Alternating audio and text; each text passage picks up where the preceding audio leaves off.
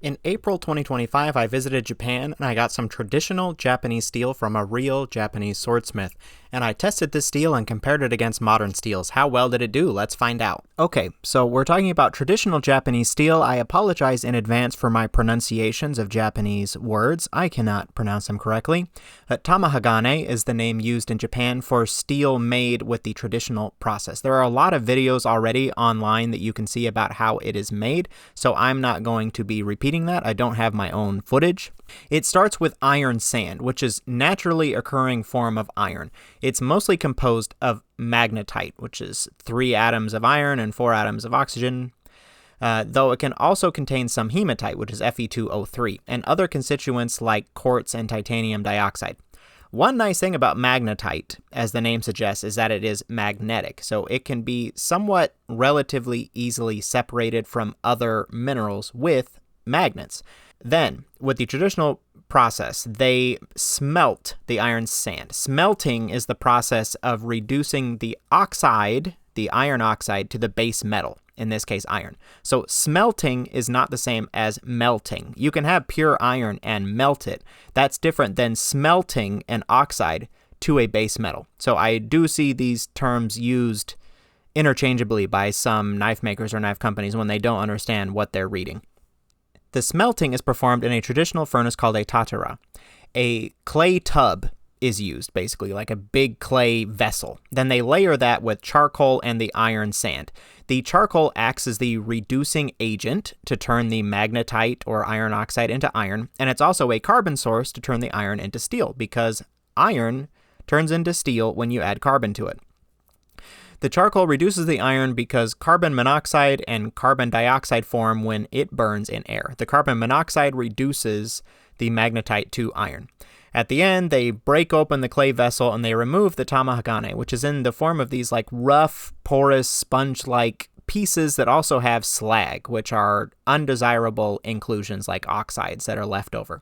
So the swordsmith then separates pieces of this sponge-like tamahagane by grade, and so that corresponds to the approximate carbon content. They're able to tell how much carbon is in it by color and also the fracture appearance. Then they're able to gently forge out these pieces and then forge weld them together until it looks more like steel and less like a rock. So that describes the manufacturing process. Ultimately, what tamahagane is a simple carbon steel. It's even simpler than a typical carbon steel like a 1095 or white number 1 because it is lacking intentional additions that those steels have of manganese and silicon. So the steel has carbon of some content, which I'll describe later, and then only trace amounts of other elements. There are a few individual swordsmiths that make their own tamahagane, but most of the steel produced in Japan comes from a single production center in Shiname Prefecture, which is the last of its kind. All tamahagane production had ceased by World War II, and this facility was restarted in 1977 and continues to produce the traditional steel for Japanese swordsmiths. Now, there are quite a few published tests of tamahagane, including on the carbon content. The cutting edge of Japanese swords has typically been found to be around 0.5 to 0.8% carbon. However, there are different types of construction used in Japanese swords, such as the kobuse method that uses a low carbon core and then higher carbon sides and cutting edge. So the low carbon pieces of tamahagane can be used in those low carbon portions, and that gives the blade greater ductility and reduces the chance of catastrophic breakage. Measurements of the core carbon content usually range between 0.01 and 0.2%. And sometimes steel with a carbon content in between those two extremes can even be used on the sides of the blade. However, the carbon content is not always perfectly distributed throughout. Analysis of a modern kogatana knife, which is a utility knife, which was produced by Sadano Mikami, had a carbon that ranged from 0.6% on one end to 2% on the other end. And the uneven carbon content can come from distributions within the original pieces, mixing of low carbon and high carbon pieces, which is often done intentionally, and performing an insufficient number of forge folding operations, which are intended to even out the carbon content. So the researchers that looked at this knife looked at a bunch of portions and they found the average carbon content was 1.03% for the entire knife. There were also small portions of other elements. Notably, there was 0.1% manganese, 0.2% silicon, and 0.03% titanium. And then some sodium and magnesium, which are not really desirable, but they're probably not hurting it either. Japanese swords are produced to have a hamon, which is a visible line that distinguishes between the soft spine and the hard cutting edge. They apply thick clay along the spine so that the quench rate is slower when they quench it into water. So the spine does not harden, but the edge does. The hard phase of steel at the edge is called martensite, and the soft phase at the spine is called pearlite. At the hamon transition, there is a combination of martensite and pearlite. The low carbon core also contains another soft phase called ferrite, and there will be ferrite and pearlite in that core steel with low carbon. The more carbon is in the core steel, the more of the microstructure is pearlite instead of ferrite. Studies on the hardness of Japanese swords correspond to those differences in microstructure and carbon content. So the more martensite is present and the higher the carbon, the higher the hardness. So typically the hardness at the edge is between 600 and 900 Vickers, which is about 55 to 67 Rockwell C. And then the spine is between 100 and 300 Vickers, which is about 0 to 30 Rockwell. Though also note that Rockwell C hardness reliably only goes down to about 20, but the numbers still work functionally. So if you look at some charts that I have here from various studies of Japanese swords, when they do these micro hardness measurements along the cross-section, they start at the edge and they get very high values at that high carbon region that has been quenched to hard martensite phase. So that is the range where it's close to 600 to even 900 Vickers. And then that drops off as it gets closer and closer to the spine, which has lower carbon steel and also had that clay on it to slow down the quench rate so that it doesn't form hard martensite, but instead will form soft pearlite there. And so that's why there is a hardness difference through the cross-section of these Japanese swords. They also did a study with Mikami on the effect of forging and folding on the impurities and inclusions in the Tamahagane. So this is a schematic of the process. They first take pieces of the steel, they forge it into sheets, then they cut those sheets into chips. Then they sort the chips by carbon content by hitting them with a hammer. So the high carbon chips break and the low carbon chips don't. So they group them together in the low carbon and high carbon, labeled as A and B. Then they took the A, low carbon pieces, and B, the high carbon pieces, and they forged those together. And then they forge it out, and then they cut it and fold it and forge it out again. So they do that 6 times for each groups. Then they take those two, the A and B pieces that were forged and folded 6 times, and they combine those together to even out the carbon content. So this group, they looked at the microstructure during those different stages. So first, in the A1 and B1 conditions, that's the low and high carbon before they did any folding and restacking, they found relatively large oxide inclusions, so iron oxide. But when they looked at the A6 and B6 pieces, those that had been forged and folded multiple times, those inclusions were gone. Now, they weren't like squished out of the steel or something, but they basically turned into other oxides in the steel instead of the large FeO oxides.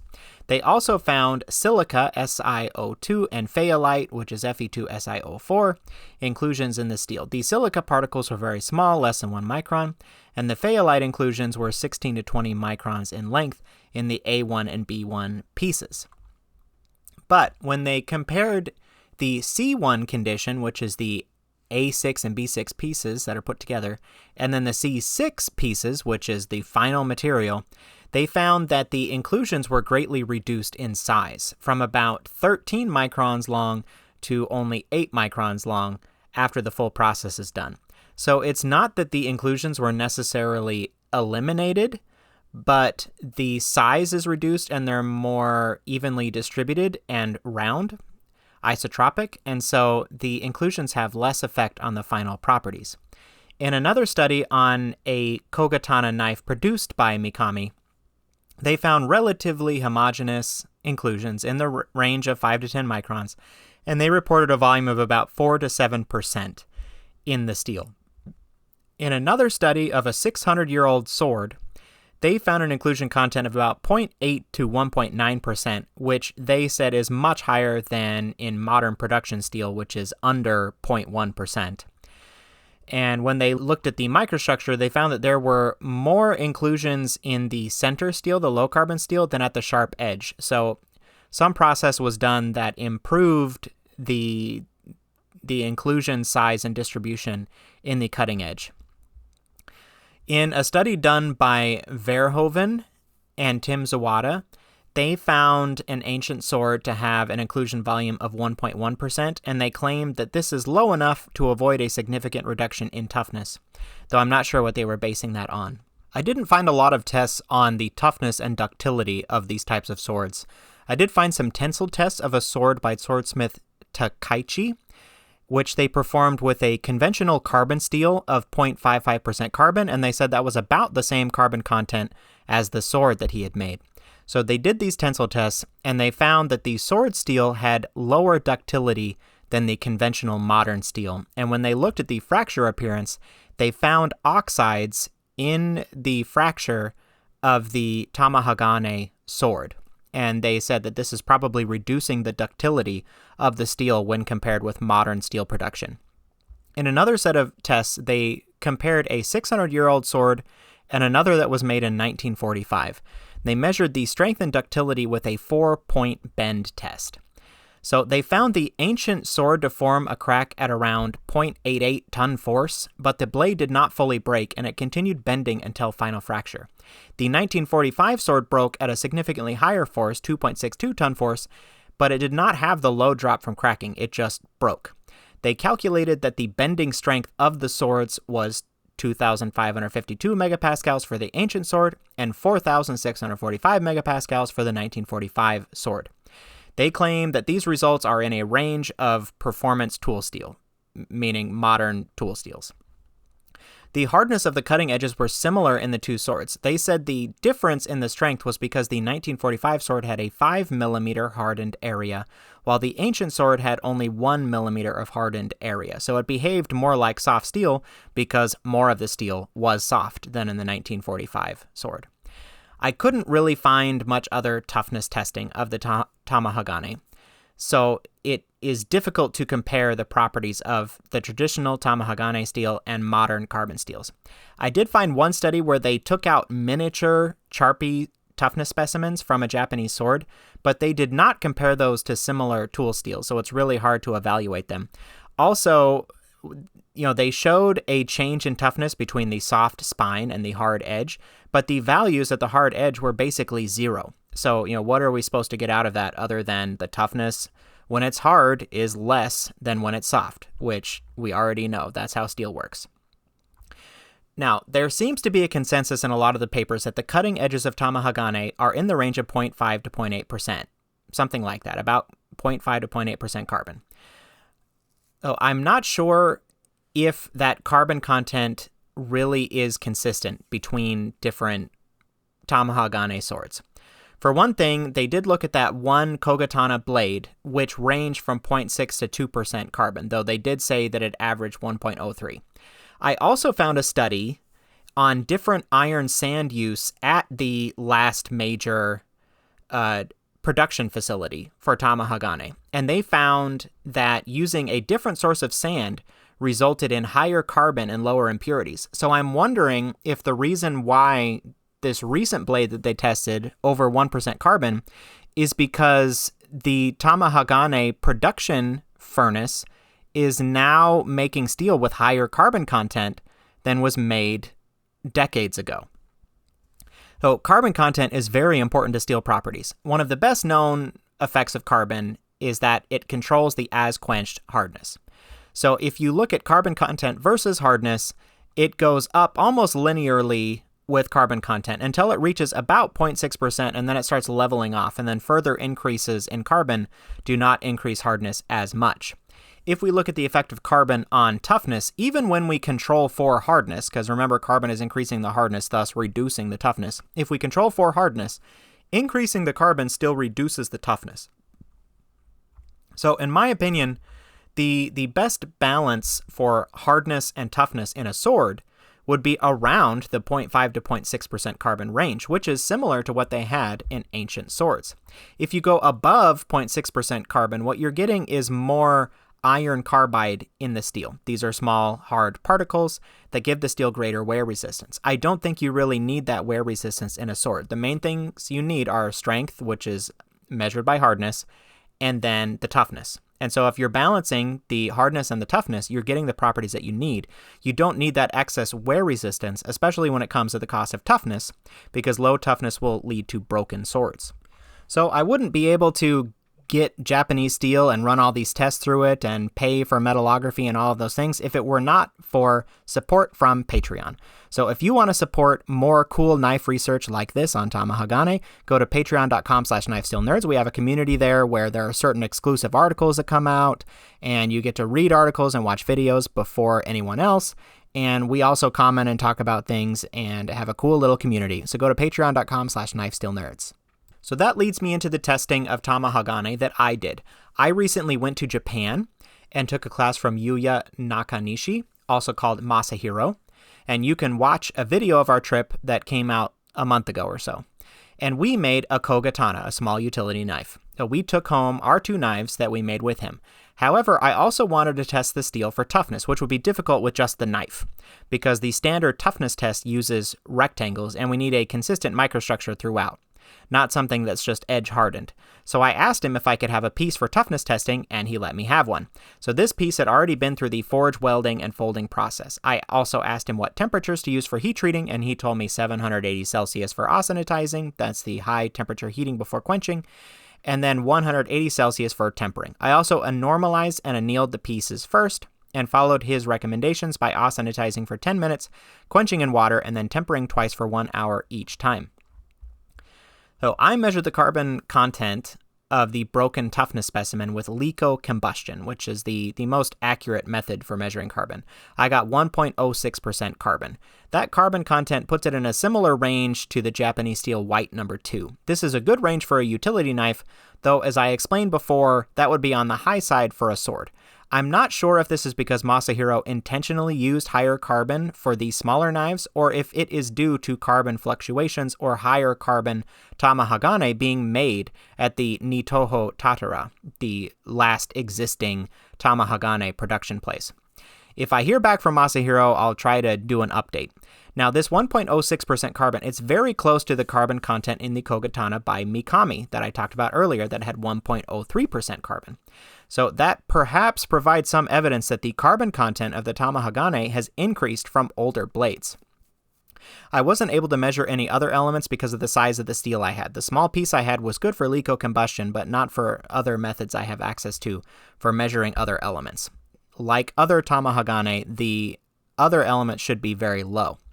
Looking at the micrographs, the carbide structure looks consistent with the measured carbon content. It looks like a steel with a little more than 1% carbon. The carbides are small and evenly distributed, which is good. And it's a little bit smaller in carbide volume than a steel with higher carbon like 26C3. Though 26C3 has 1.25% carbon, it has more carbide. The Tamahagane I looked at looks closer to the microstructure of something like 01 or 52100, which are both 1% carbon steels, even though the carbides are actually finer in the Tamahagane than the 01 or the 52100 that I've looked at before. Looking at lower magnification micrographs, the carbide structure again appears very consistent throughout. There are no visible layers from the forge folding process. Overall, it looks good. It looks very good. It does not look like anything out of the ordinary for just a simple carbon steel. Now, looking at the inclusion and impurity content, the inclusions of this Tamahagane that I got from Masahiro is very low, lower than the reported inclusion contents in the journal articles that I cited before. So using threshold measurements, I estimate the inclusion content to be around 0.1%. I'm not sure why this steel is so much cleaner than those analyzed in other studies, but this particular steel looks great. It looks very good. There's definitely not more than 1% inclusions in here. Like some of the other blades had 4 to 7%. We did see a little bit of orange, square, or rectangular particles in the steel. Those are likely titanium nitrides. Those particles are typically yellow or orange and very angular. Iron sand usually has titanium dioxide in it, as I mentioned way at the beginning.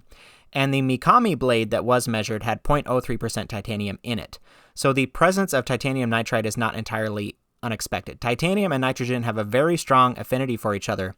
And so these titanium nitride particles are often found in steels with very small titanium additions, which are often in the range of something like 0.03%. Now, looking at the hardness of my toughness coupon after the tempering at 180 Celsius, it was about 64.6 Rockwell. This is relatively high in hardness, maybe even a bit high for a utility knife. However, it is within a reasonable range and would cut very well and have very good edge retention. This hardness lines up pretty well with prior experiments I did with 26C3. With the same tempering temperature, it was around 63.8 Rockwell.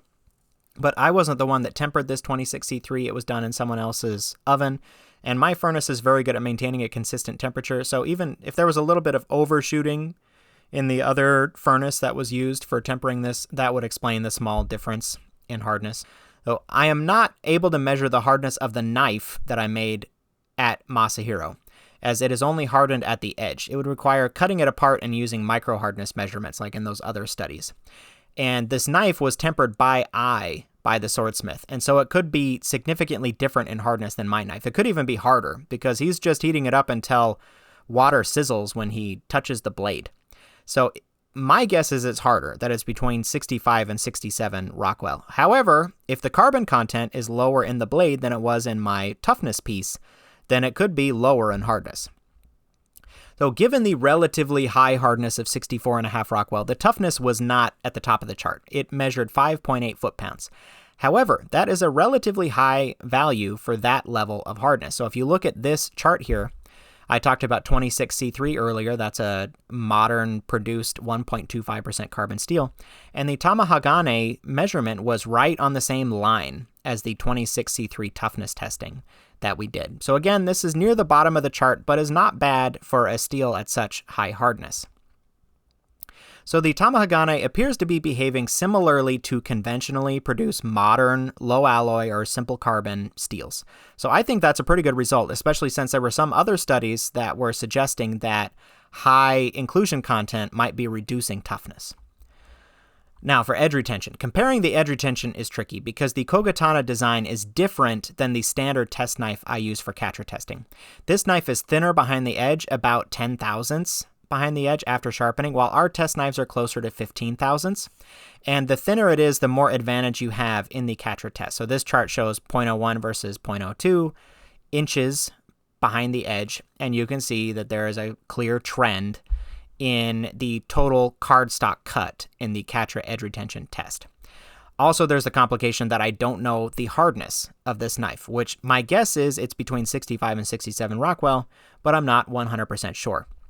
When I tested it with Katra, I got 370 millimeters. Now, if we assume that it's in the 65 to 67 Rockwell range, this is right around where we would expect it to be. So these light gray dotted lines on the chart, this shows the expected effect of hardness on the result, and it's right along the same line as other low alloy steels. Low alloy steels are lower in wear resistance than high alloy and stainless steels, so they're near the bottom for Katra edge retention. And if we assume that this blade is high in hardness, above 64 Rockwell, then it likely is right where we expect it to be. So the Tamahagane is behaving like other high carbon simple steels. So overall, the Tamahagane behaves sort of like we would expect. It's a simple high carbon steel. I did not find any influence of oxides or inclusions that were reducing its performance. So at its best, Tamahagane is a traditional method for producing a simple high-carbon steel. Can we make steels as good or better today with modern methods? Yes. Though there is still something romantic about the traditional methods for making things, starting with iron sand and turning it into steel, using an ancient practice, and then you can make swords in a similar way to how they made them long ago. So that's all cool. And reviewing the prior studies of Tamahagane, the researchers of the material have been pretty realistic about its properties. They haven't come out with too many studies saying this is some wonder material that we can't match today. So that was good to see. And in my tests, it did very well. So the potential for higher oxide inclusions could potentially limit its toughness, though in my testing, I didn't see that. So it was very interesting to me to learn about these traditional methods for making steel and how they compare to more advanced methods that we have developed since. And maybe we can do more studies in the future. Who knows? I'd always like to go back to Japan. And if you didn't see our video about going to Japan, make sure you go watch it. Japan is awesome, and we had a great time there. So thank you. Make sure you like and subscribe. See you next time.